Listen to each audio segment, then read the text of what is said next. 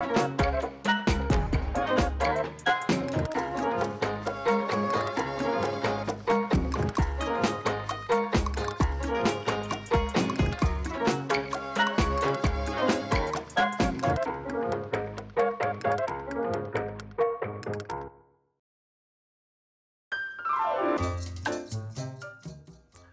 in una famiglia che in piaggiaiano e montaiano, c'est-à-dire che a piaggia di Tasso era a Tassinca.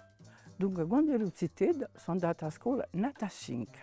La Tassinca, c'était, on peut dire, le Moyen-Âge en français et médiévo en italien.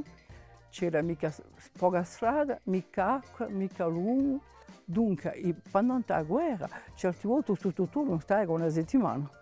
Questa è la mia cittadina di piaggia. Dopo, quando noi andavamo qui, erano in vacanze, c'era l'estate, eravamo in cittadini. Perché il problema della piaggia non c'era mica cittadini per giocare. Tutti i casi sono spiccati. C'è una casa, due case. Dunque, i nostri vicini erano i vecchi.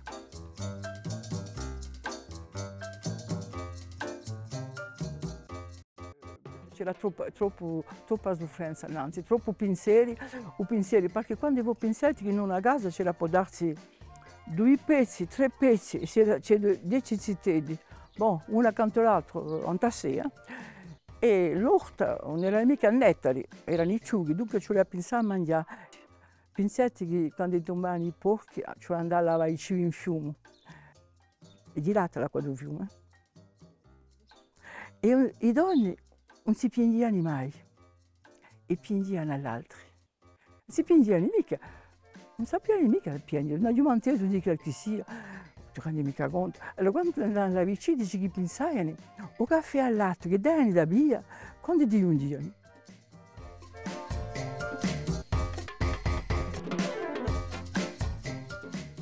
Allora, quantunque la gente dice che era meglio innanzi, ma no, è medievale.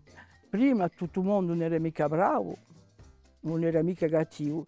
Penso che la società era poco presso la stessa, perché prima la gente aveva bisogno uno dell'altro.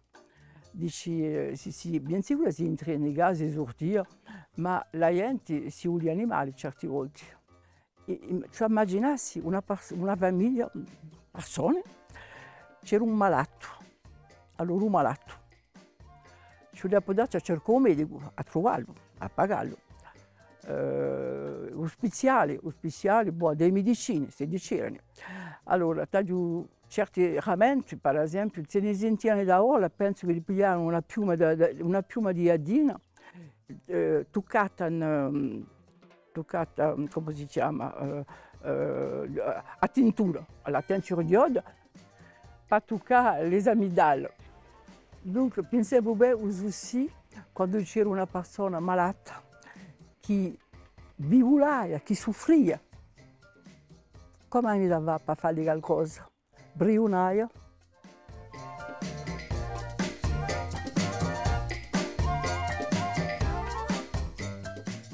Un consiglio, voilà, un consiglio, un detto, non ho mica un detto, no, non ho mica un detto, voilà, non ho mica detto, voilà.